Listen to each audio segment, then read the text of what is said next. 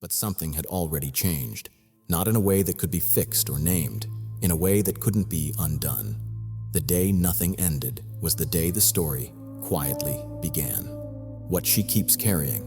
By the time she noticed the weight, she had already been carrying it for years. It didn't arrive all at once. It gathered slowly, piece by piece, the way small things do when they're never put down.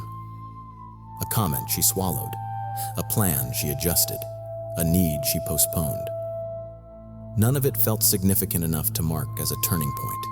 Each moment seemed reasonable on its own. Together, they became something else. She learned early how to be the one who made things easier. If someone else was tired, she took over. If someone else was uncertain, she decided for them. If something felt off, she smoothed it over before it could become visible. This wasn't something she questioned. It was simply how she moved through the world. Being attentive had always worked. It kept things calm. It kept people close. Over time, that attentiveness turned into a kind of constant readiness. She stayed alert to changes in tone, in mood, in timing. She could sense when a conversation was about to become uncomfortable and knew exactly how to redirect it. She could tell when someone was disappointed before they said a word and would quietly adjust her behavior to prevent it from settling in. This skill was rarely acknowledged, but it was relied upon. And being relied upon has a way of becoming an expectation. The strange part was that no one ever asked her to carry all of it. There was no meeting where the responsibilities were assigned, no agreement she signed. She simply stepped into the space where things needed holding, and once she was there, no one noticed the effort it took to remain steady. In the relationship, this showed up in subtle ways. She remembered birthdays. She kept track of family obligations. She adjusted her schedule to match his without making it obvious. When decisions needed to be made, she often deferred, not because she didn't have an opinion, but because having one seemed to complicate things. It was easier to go along, easier to adapt, easier to stay agreeable. At first, this didn't feel like a loss. It felt like love. It felt like partnership. She told herself this was what it meant to build something with someone. You bend, you compromise, you show up even when it's inconvenient. That story made sense. It fit the life she was living. But bending without ever straightening has consequences. There were moments when she caught herself rehearsing explanations in her head for things she hadn't even done yet. If she needed time alone, she thought about how to justify it. If she wanted something different, she planned how to frame it so it wouldn't sound demanding. She filtered her own thoughts before they reached the surface, not out of fear, exactly, but out of habit. It was second nature by now. What she didn't notice at first was how much energy this took. How much of her day was spent monitoring, adjusting, anticipating. She moved through her life like someone carrying a tray that could never be tilted, careful not to spill anything, careful not to let her arms shake. From the outside, it looked like grace. From the inside, it was exhausting. Still, nothing was wrong enough to stop. That was the problem. If there had been a clear line, a moment when staying became obviously harmful, she might have trusted herself to react. But instead, there was only accumulation. One small concession layered on top of another. One quiet sacrifice added to the pile. The weight grew gradually, almost imperceptibly. She started to notice it in her body before she understood it in her mind. A tightness when she thought about the future. A heaviness when she imagined making plans that were truly her own. She found herself tired in a way that rest didn't fix. Not physically tired. Something else. Something deeper and harder to explain. When she tried to name it, the words didn't quite fit. She wasn't unhappy. She wasn't being mistreated. She wasn't trapped. Those labels felt too extreme. Her life looked good, stable, predictable. People would have called her lucky, and she knew that. She reminded herself of it often. Gratitude became another thing she carried. Whenever a thought arose that hinted at dissatisfaction, she countered it quickly. Others have it worse. This is what commitment looks like. Don't be ungrateful.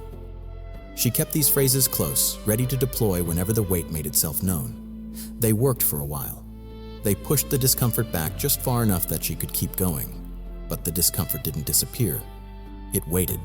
There were evenings when she sat alone, scrolling aimlessly, feeling a strange sense of distance from her own life.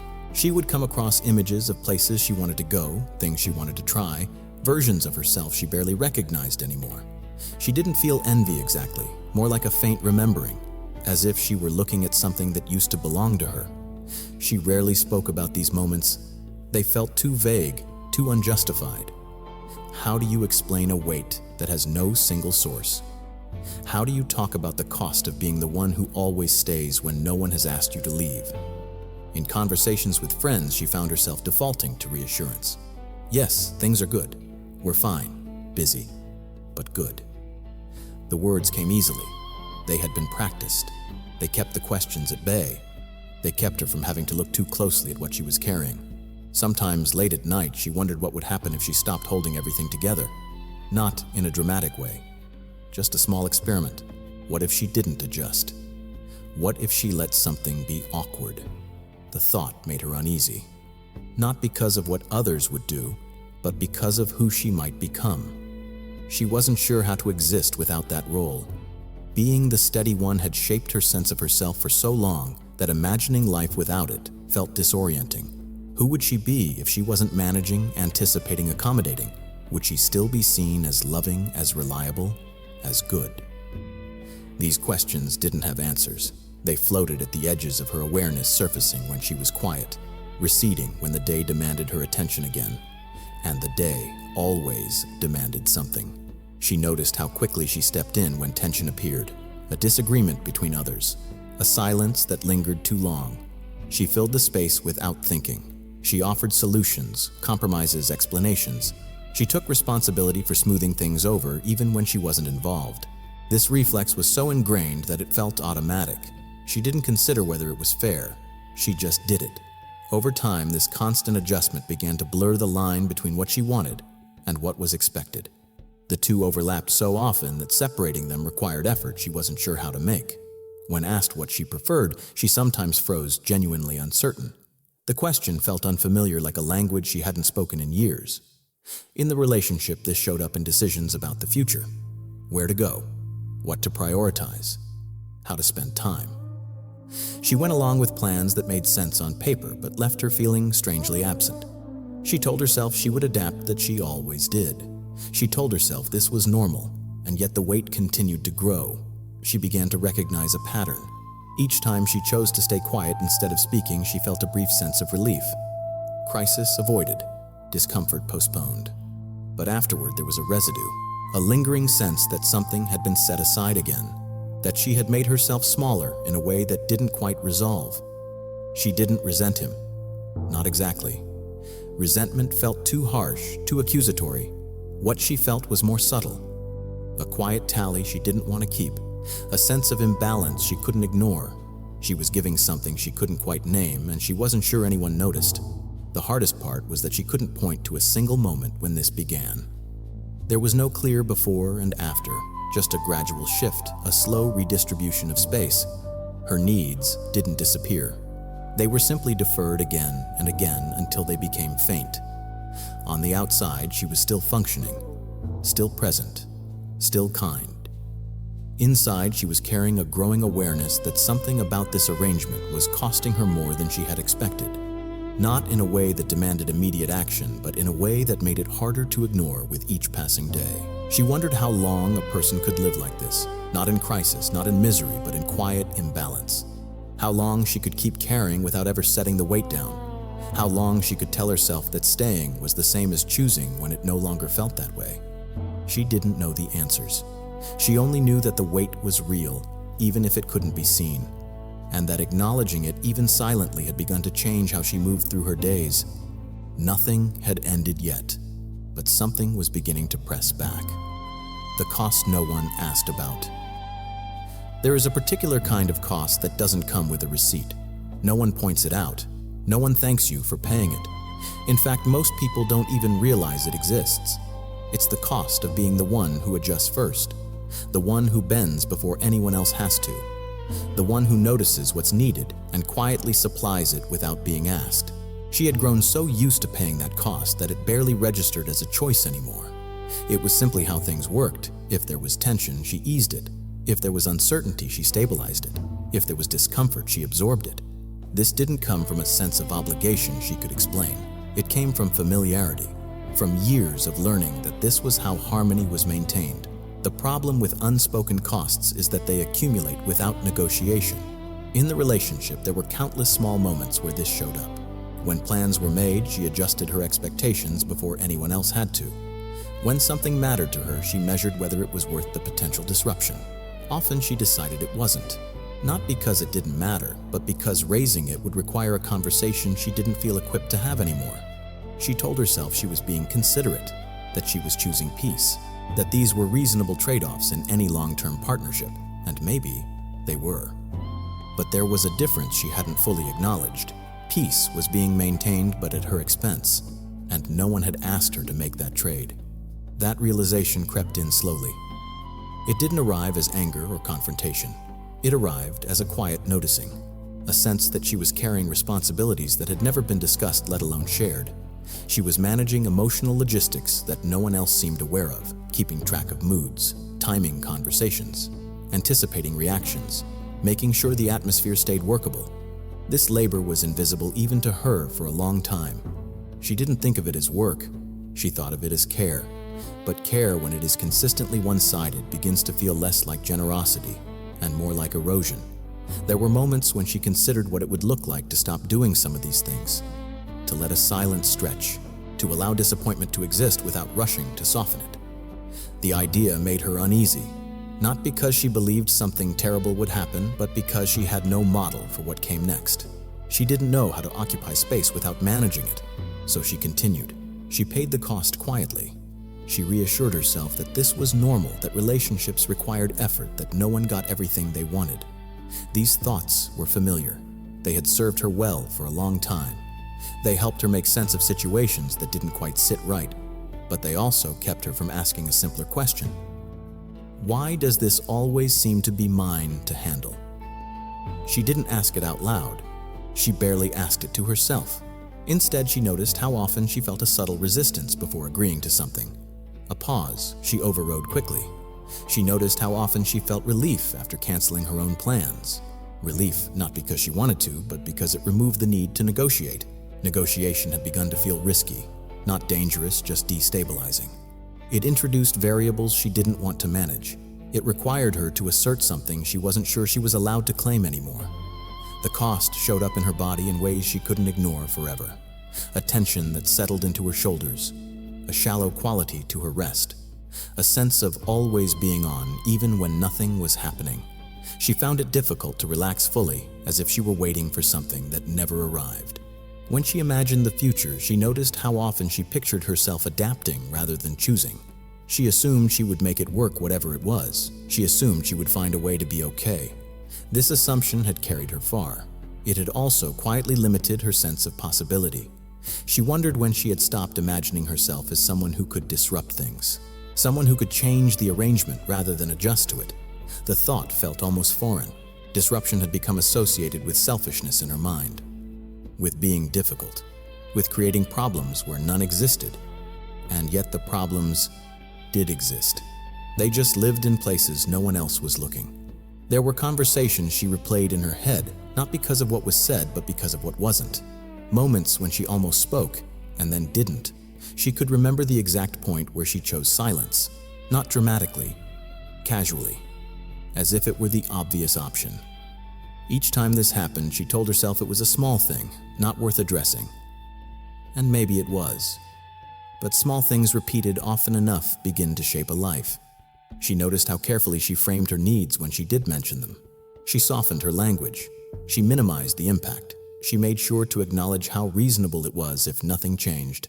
She did this instinctively, without resentment, without accusation. It was simply how she had learned to speak. What she didn't say was how much effort it took to keep presenting herself this way, how much energy went into making her desires palatable, how often she preemptively dismissed herself so no one else would have to. No one asked her to do this. That was the part she couldn't quite reconcile. She was paying a cost that no one had demanded. She was making sacrifices that were never discussed, and because they were unspoken, they couldn't be recognized. They couldn't be appreciated. They couldn't be shared. This left her in a strange position. She felt tired but couldn't explain why. She felt unsettled but couldn't point to a cause. When she tried to describe it, the words sounded thin, almost ungrateful. So she stopped trying. Instead, she told herself she was lucky. She reminded herself of all the ways things could be worse. She compared her situation to others and found reasons to stay quiet. These comparisons were convincing. They helped her keep going, but they didn't remove the cost. They just made it harder to name. There were moments when she caught a glimpse of what she had been giving up, a fleeting sense of herself before all the adjustments, a memory of speaking freely, of wanting something without immediately calculating its impact. These moments were brief, but they lingered longer than she expected. She didn't know what to do with them. They felt both familiar and distant, like hearing a song you used to know by heart and realizing you've forgotten most of the words. In the relationship, this showed up as a growing sense of distance that had nothing to do with intimacy. She could be physically close and still feel removed. She could be present and still feel like an observer of her own life. This dissonance was subtle but persistent. She began to understand that the cost she was paying wasn't just time or energy. It was presence. It was the gradual withdrawal from her own experience, the way she had learned to prioritize the maintenance of the relationship over her participation in it. This realization didn't lead to immediate action. It didn't inspire clarity. If anything, it made things more complicated. Because now she could see the cost, but she didn't know how to stop paying it without becoming someone she wasn't sure she was allowed to be. She wondered what would happen if she named it. Not even to him, just to herself. If she acknowledged that staying had a price and that the price was hers alone. The thought was unsettling. It suggested a level of responsibility she wasn't ready to take on. So she sat with it quietly. She continued her routines. She kept things running. But now, beneath the surface, there was a growing awareness that something fundamental was out of balance. Not dramatically, not urgently, but undeniably. The cost no one asked about had finally made itself known. And even if she didn't know what to do with that knowledge, yet she could no longer pretend it wasn't there. Nothing had been said. Nothing had changed. And yet the weight felt heavier than before, precisely because she could now feel where it came from. The story was still unfolding, and for the first time she suspected that staying might not be the same as choosing. Being the one who doesn't leave. She had become known for it, even if no one ever said it directly. She was the one who stayed, not stubbornly, not dramatically, quietly, consistently. When things became uncomfortable, she didn't threaten to walk away. When moments felt strained, she leaned in instead of stepping back. When doubts appeared, she handled them privately so they wouldn't disrupt what had already been built. There was a certain reputation that came with this. People trusted her. They felt safe around her.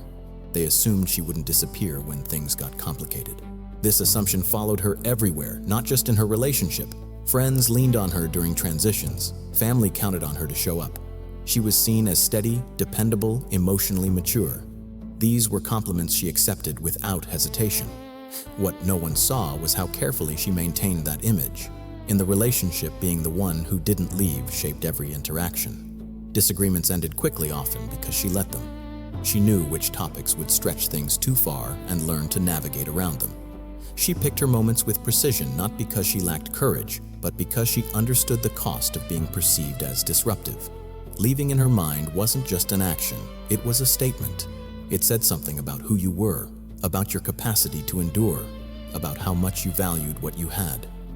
She had absorbed these ideas over time through observation more than instruction. The people she admired stayed. The people who left were spoken about carefully as if their choice required explanation. So she became someone who didn't require explaining. There were moments when she noticed how this role shaped her sense of time. She thought in terms of longevity, of sticking it out, of making things work eventually. The future was something she imagined enduring rather than entering. This wasn't a conscious decision. It was simply the frame she used. When she thought about leaving, even hypothetically, her mind jumped immediately to the aftermath. The conversations, the disappointment, the questions she would have to answer. She could picture the looks on people's faces, the subtle shift in how she would be seen. She didn't imagine relief or freedom.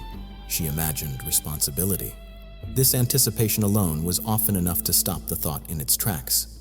Staying, by contrast, felt predictable. It allowed her to remain legible to others, to continue being understood. There was a comfort in that, even as it narrowed her options. She knew how to be the one who stayed, She had practiced it for years. What she hadn't practiced was listening to the part of herself that was growing restless. That restlessness didn't announce itself loudly. It showed up as distraction, as a tendency to drift during conversations, as a sense of watching herself respond instead of fully responding. She noticed how often she nodded along while something else moved underneath, unacknowledged.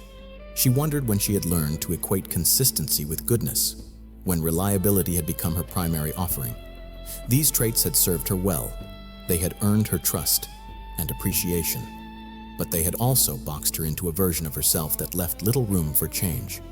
In the relationship, this meant that expectations solidified quietly. She was the one who would understand, the one who would adjust, the one who would stay. These expectations were never stated outright, which made them harder to challenge. They existed as assumptions reinforced over time. She didn't resent this. That surprised her. She had always thought resentment would be the signal that something was wrong. But what she felt was more subdued, a muted sense of displacement, like living in a house where the furniture had been rearranged without her noticing until one day she couldn't find where to sit. Being the one who didn't leave came with a certain moral weight. It placed her on the right side of things. It allowed her to see herself as committed, patient, generous. These were qualities she valued deeply. Letting go of them felt like a risk she wasn't sure how to take, and yet she began to notice how this role limited her ability to be honest, not in dramatic confessions or ultimatums, in small, everyday ways. She avoided saying when she was tired of adjusting. She softened her language when she wanted something to change. She kept her questions neutral, careful not to imply dissatisfaction. Over time, this caution became exhausting. It required constant self-monitoring. She had to stay aware not only of what she was feeling, but of how it might be received. This dual awareness left little space for spontaneity, little space for surprise. She noticed how rare it had become for her to act without first considering the consequences. Not because she was anxious, but because she was responsible. Responsibility had become her defining trait. It guided her decisions, shaped her reactions, and justified her staying. But responsibility, when carried alone, can quietly turn into isolation. There were moments when she wished someone would ask her directly if she was still okay with this, not in a confrontational way. Just a simple check-in, an acknowledgement that staying also requires consent. But that question never came, and she wasn't sure how to ask it herself. The truth was, she wasn't certain what her answer would be. Being the one who didn't leave had protected her from many things, from uncertainty, from judgment, from the chaos that can follow change. But it had also kept her in place long after the fit had begun to feel strained. She started to see that staying had become part of her identity. It wasn't just what she did, it was who she was understood to be. Changing that felt like more than a relationship decision. It felt like a redefinition of herself. That realization settled in slowly. It didn't demand action. It simply made itself known. She could see now how much of her sense of being good was tied to being consistent, how much of her value in her own eyes came from not leaving. And once she saw that she couldn't unsee it, she began to sense that the question she had been avoiding wasn't about the relationship at all. It was about who she was allowed to become if she stopped being the one who stayed. The answer wasn't clear. It didn't arrive with certainty or relief. It hovered unresolved, pressing gently against the edges of her days. She was still there, still present, still reliable. Nothing had changed on the surface, but underneath, something had shifted. The role she had worn so comfortably was beginning to feel heavier, not because it was wrong, but because it no longer fit as effortlessly as it once had. Being the one who didn't leave had shaped her life in countless ways. Now, for the first time, she was beginning to wonder what it might cost her to keep playing that role indefinitely. She didn't leave, not yet. But staying was no longer silent. When good starts to change shape. For most of her life, being good had felt clear. It meant being thoughtful, being dependable, being the person others didn't have to worry about. It meant knowing when to step in and when to step back. It meant choosing the option that kept things intact, even if it wasn't the one she wanted most. She had lived inside that definition for so long that she rarely questioned it. Being good had brought her approval, stability, belonging. It had given her a place in the lives of others. It had made her valuable in ways that were visible and rewarded. But lately, that definition had begun to feel unstable. It wasn't that she suddenly wanted to be reckless or unkind. Nothing like that. What unsettled her was the way being good had started to require more and more of her while offering less in return. The balance had shifted quietly without announcement. What once felt like generosity now felt like obligation. What once felt chosen now felt expected. She noticed this most clearly in moments where she almost spoke and then stopped. There were times she wanted to say, "This isn't working for me anymore," but the words felt too heavy, too final. Other times she wanted to say, "I need something different," but even that felt like too much. So she defaulted to the language she knew. "It's fine. We'll figure it out. It's not a big deal." Each time she said these things, she felt a small internal correction, as if she were adjusting herself back into alignment with an older version of what goodness required. But that older version was beginning to fail her. She began to see how often being good meant being quiet, how often it meant absorbing discomfort rather than naming it, how often it meant prioritizing the smooth continuation of things over her own participation in them. These realizations didn't arrive as accusations. They arrived as observations, calm and persistent. She paid attention to how she reacted when other women chose differently, when someone set a boundary, when someone left, when someone disrupted expectations. Part of her admired it. Another part of her felt uneasy, as if witnessing a rule being broken that she herself was still bound by. She wondered when goodness had become so tightly linked to endurance. In the relationship, this shift showed up as a growing disconnect between what she did and what she felt. She continued to show up to care, to be present, but the meaning she once attached to those actions had changed. They no longer felt like expressions of love. They felt like maintenance. Maintenance kept things from falling apart. It didn't bring them to life. This distinction lingered with her. She found herself questioning not whether she was being good enough, but whether goodness, as she understood it, was asking her to disappear in ways she could no longer ignore. The question wasn't dramatic. It didn't demand an immediate answer. It simply refused to go away. She noticed how careful she had become with her own dissatisfaction. She treated it like something fragile, something that needed to be handled gently so it wouldn't upset the balance. She didn't allow it to take up much space. She didn't give it a voice. She kept it contained. But containment has a limit. There were moments when she felt a flicker of irritation at herself. Not for staying, but for how automatically she stayed. How quickly she dismissed her own hesitation. How reflexively she returned to the role of the reasonable one. That irritation surprised her. She wasn't used to turning her attention inward like that. She began to suspect that being good as she had practiced it required a constant turning away from certain truths. Not big truths, small ones, everyday ones, like "I'm tired of adjusting," or "I don't want this anymore," or "I need more space than this allows." These truths didn't make her a bad person, but they didn't fit neatly into the version of goodness she had learned to uphold. This realization unsettled her more than she expected. If being good no longer aligned with being honest, then what was she supposed to prioritize? The question felt dangerous, not because it suggested wrongdoing, but because it threatened a core organizing principle of her life. Goodness had been her compass. It had told her how to behave, how to choose, how to stay connected. Without it, she wasn't sure how to navigate. She wasn't sure what rules applied anymore. She noticed how often she measured her choices by how they would be perceived. Would this make me seem selfish? Would this disappoint someone? Would this change how I'm seen? These considerations had always guided her. Now they felt insufficient. There were moments when she imagined choosing differently, saying no, stepping back, not explaining herself. These images didn't bring relief. They brought unease. They felt unfamiliar, like trying on a coat that didn't quite belong to her yet. She wasn't ready to act on these thoughts. She didn't even fully trust them. But she couldn't dismiss them either. They had a weight to them, a persistence that suggested they weren't going anywhere. Being good had once felt like a solid ground beneath her feet. Now it felt like something that was slowly shifting, changing shape beneath her without her consent. She was still standing on it, but she no longer trusted it to hold her in the same way. In the relationship, this created a subtle tension, not between them, but within her. She found herself less certain, less automatic. She hesitated more. She noticed more. She felt the strain between what was expected of her and what she could realistically continue to give. This strain didn't result in conflict. It resulted in quiet, a deeper, more attentive quiet than before. She listened to herself in ways she hadn't allowed herself to before. She noticed what tightened and what softened. She paid attention to the moments when staying felt like an act of care and the moments when it felt like erasure. These distinctions mattered even if she didn't know what to do with them yet. She realized that goodness, if it was to mean anything at all, might have to include her.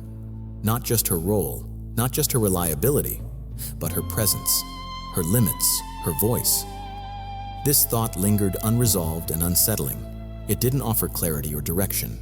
It simply marked a shift, a recognition that the old definition no longer fit, and that continuing to live by it would require increasing levels of self-denial. She was still being good by all outward measures. She was still kind, still committed, still there. But inside, something had changed.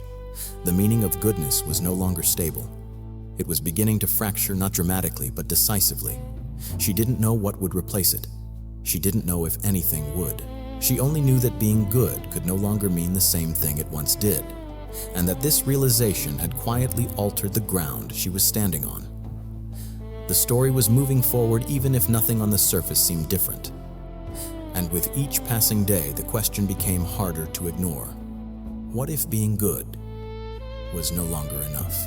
The silence that holds everything together. Silence had always felt like something she controlled. It was a choice, a tool she used carefully. She knew when to speak and when to hold back. She knew how to let a moment pass without filling it. This restraint had served her well. It kept conversation smooth. It kept misunderstandings from forming. It kept the atmosphere manageable. Over time, silence became the space where everything stayed intact. In the relationship, she noticed how much depended on what she didn't say.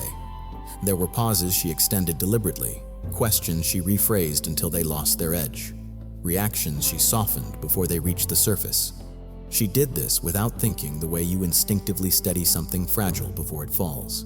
She told herself this was maturity, that not everything needed to be said, that timing mattered. That restraint was a form of care. These ideas weren't wrong. They were just incomplete. The silence she maintained wasn't empty. It was full of adjustments. It held all the things she filtered out, the moments she swallowed, the words she edited, the reactions she chose not to have. From the outside, it looked like calm. From the inside, it felt like constant calculation. She became aware of how quickly she scanned conversations for risk. Not danger, just disruption. She could sense when a comment might lead somewhere uncomfortable and would subtly redirect before it got there. She had learned how to do this so smoothly that it often went unnoticed even by her. But unnoticed doesn't mean unfelt. There were times she sat across from him, listening, nodding, responding appropriately while a parallel conversation played out inside her. A quieter one that noticed the gap between what was happening and what she wanted to say. That gap wasn't dramatic. It didn't ache. It simply existed, steady and unresolved. Silence, she realized, was doing a lot of work. It protected the relationship from friction. It protected her from having to articulate dissatisfaction she wasn't sure how to justify. It protected her image as someone easy to be with, someone reasonable, someone who didn't create problems. At the same time, it isolated her. She noticed how rarely she spoke without first considering how it would land. How often she adjusted her tone to sound neutral even when something mattered to her. How frequently she chose the version of herself that would be easiest to receive. This wasn't deception. It was adaptation, and it had become automatic. She began to wonder when silence had shifted from being a choice to being a requirement. There were moments when she imagined breaking it, not with accusations or ultimatums, just with honesty, saying something simple and true without cushioning it. The idea felt heavier than she expected, not because she feared his reaction, but because she feared her own. She wasn't sure what would come out once the silence was no longer holding everything together. Silence had given her a sense of control. It allowed her to manage outcomes, to keep things predictable, to avoid scenes she didn't know how to navigate. Letting go of it meant stepping into uncertainty she wasn't prepared for, so she stayed quiet. The cost of that quiet showed up gradually. She felt less present in conversations, less engaged. She caught herself agreeing out of habit rather than conviction. She noticed how often she felt relieved when discussions ended, not because they were difficult, but because they required her to stay alert. She didn't think of this as hiding. That word felt too strong. She thought of it as being careful, being considerate, being thoughtful. These qualities had always been associated with goodness in her mind, but now she began to see how silence was shaping her life in ways she hadn't intended. It allowed assumptions to solidify, expectations to form without discussion, roles to become fixed. By not speaking, she gave quiet consent to arrangements that no longer worked for her. She didn't mean to. She simply didn't interrupt them. She noticed how often she felt a subtle urge to withdraw after long stretches of silence. Not physically, but internally, a pulling back of attention. A slight distance that made it easier to continue without fully engaging. This withdrawal wasn't planned. It was a response. Silence, she realized, doesn't just keep things together. It also keeps things from evolving. There were moments when she wondered what would happen if she stopped maintaining it, if she allowed a pause to remain awkward, if she let a question hang unanswered. These thoughts didn't bring clarity. They brought a sense of risk she wasn't sure how to tolerate. She had learned that silence was safer than uncertainty, that keeping things stable was preferable to opening something she might not be able to close. This belief had guided her for a long time. It had also kept her contained. She began to see how much of her sense of responsibility was tied to this silence. If she spoke and things changed, she would feel accountable. If she stayed quiet and things stayed the same, she could tell herself she hadn't caused harm. Silence allowed her to remain blameless, but it also left her unseen. This realization didn't push her toward action. It didn't inspire confrontation. It simply altered how she experienced her own quiet. Silence was no longer neutral. It carried weight. It had consequences. She noticed how often she chose silence not because she had nothing to say, but because she didn't want to disrupt the version of herself others had come to expect. Speaking would require her to step out of that version, to risk being misunderstood, to risk being seen differently. And being seen differently felt like a bigger change than she was ready to make. So the silence remained. It continued to hold everything together, the routines, the relationship, the image, the peace. It did its job well, but now she could feel its edges. She could sense where it pressed against her. She could tell that it was holding more than it should have to, that it was carrying a burden it wasn't designed to bear. She didn't break it. Not yet. She only noticed it. And in noticing it, something shifted. The silence was no longer invisible. It had become part of the story, not as an absence, but as a presence that shaped everything around it. Nothing had been said. Nothing had changed. But the quiet was heavier now, and she was beginning to understand why. The question she had been circling moved closer, not demanding an answer, just making itself felt. How long can silence hold before it starts holding her back? The question that doesn't go away. By now, the question no longer surprised her. It didn't arrive suddenly or forcefully. It was simply there, waiting in the background of her days, patient and unyielding. It showed up when she was doing ordinary things, washing dishes, driving familiar roads, folding clothes that belonged to a life she knew well. The question didn't interrupt. It accompanied. She had learned how to live alongside it. The question wasn't framed as an ultimatum. It didn't ask her to decide anything. It didn't push her toward action. It only asked for acknowledgement. It asked her to notice the gap between staying because she wanted to and staying because she didn't know how to leave without becoming someone else entirely. She realized that this question had been forming long before she allowed herself to hear it. It had taken shape through all the moments she adjusted without being asked, through every time she chose quiet over clarity, through each small compromise that felt reasonable on its own but costly in accumulation. Now that it was fully formed, it refused to be ignored. She noticed how often she answered other people's needs without hesitation, while her own remained suspended, waiting for a time that never quite arrived. She noticed how much of her energy went into maintaining continuity, keeping things as they were, making sure nothing broke. This effort had become so habitual that she barely recognized it as effort anymore. But the question did. It asked her to consider whether continuity was the same as connection, whether stability was the same as presence, whether being good had quietly replaced being real. She didn't rush to respond. Rushing had never been her way. She observed instead. She paid attention to how the question felt when she let it linger.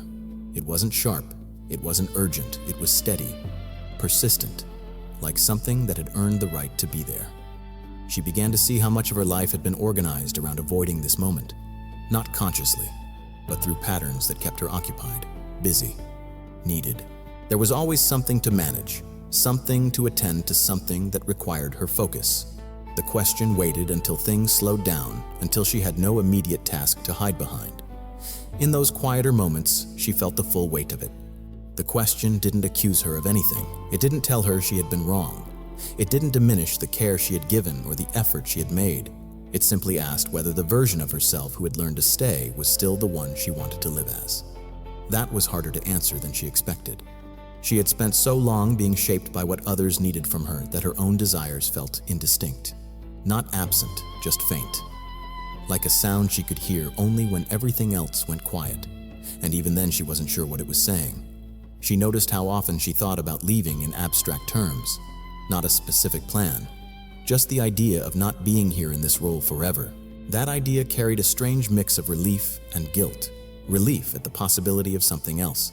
Guilt at the thought of disrupting what existed. The question sat between those two responses, refusing to resolve them. She realized that part of what made it so persistent was that it wasn't asking her to choose between him and herself. That framing felt too simple, too dramatic. The real tension was quieter. It was about whether she could remain who she was becoming, while continuing to be who she had been. Those two selves no longer fit together easily. She began to understand that the question wasn't something she would answer once and be done with. It wasn't a problem to solve. It was a marker. A sign that something essential had shifted, even if the outer shape of her life remained the same. This understanding didn't bring clarity. It brought presence. She found herself moving through her days with a different kind of attention, not hypervigilant, just aware.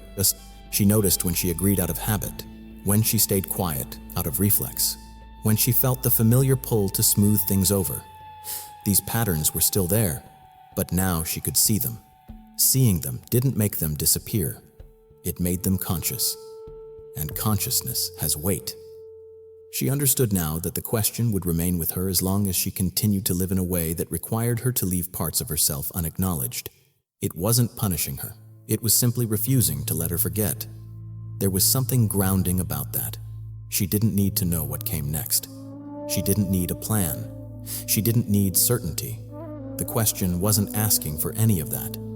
It was only asking her not to turn away anymore, not to silence it, not to cover it with gratitude or responsibility or goodness, just to let it exist. This was new for her, letting something unresolved remain present without immediately managing it, without trying to fix it, without rushing to conclusions. It felt uncomfortable. It also felt honest. She noticed how this quiet honesty changed the way she held herself. She stood differently, listened differently, responded with a slight pause she hadn't allowed herself before. These changes were subtle, barely noticeable to anyone else, but they mattered to her. The question didn't demand that she leave. It didn't demand that she stay. It only demanded that she stop pretending the cost didn't exist, and that demand quiet as it was carried authority. She was still there, still in the relationship, still performing the roles she had learned so well, but she was no longer fully merged with them. There was a separation now, a small but significant distance between what she did and who she was. That distance gave her room to breathe. The question continued to follow her not as a threat but as a companion. It reminded her that staying was no longer something she could do unconsciously, that whatever she chose moving forward would require her presence. She didn't know yet what she would do with that awareness. She only knew that it was hers now. It belonged to her in a way nothing else had for a long time, and that knowing, even without action, changed the texture of her life. The question didn't go away, but neither did she. There are stories that end with decisions and stories that end with declarations. This isn't one of those stories. This is the kind that settles into you quietly and stays. Nothing has been resolved here. She hasn't left. She hasn't announced anything. The world around her looks much the same. The routines continue. The roles remain. On the surface, nothing has shifted enough to be named, but underneath something has taken root. She is no longer moving through her life on automatic. She is no longer confusing endurance with devotion without noticing the cost. She is no longer unaware of how much of herself has been required to keep everything as it is. This awareness doesn't make her strong in the way strength is often portrayed. It doesn't make her certain. It doesn't give her answers. What it gives her is presence. A sense of being inside her own experience rather than performing it from the outside. She hasn't rejected the part of herself that stayed. She understands it now. She sees why it existed, why it was necessary, why it made sense. That part carried her through many years. It kept things together when they might have fallen apart. She doesn't turn against it. She simply no longer lets it speak for her alone. There is a quiet authority in this shift, not loud, not visible, the kind that doesn't need to announce itself to be real. It lives in the way she pauses before agreeing, in the way she listens inwardly before responding, in the way she allows the question to remain without rushing to silence it. Her life has not changed yet, but her relationship to it has, and that change, subtle as it is, cannot be undone. She remains where she is, but she is no longer absent from herself. She occupies her own experience with a steadiness she hasn't felt in a long time. Not certainty, not confidence, just presence. The story doesn't close here. It lingers. It leaves space. It trusts that what has been noticed cannot be unseen. She stays with the question, and for the first time, she stays with herself.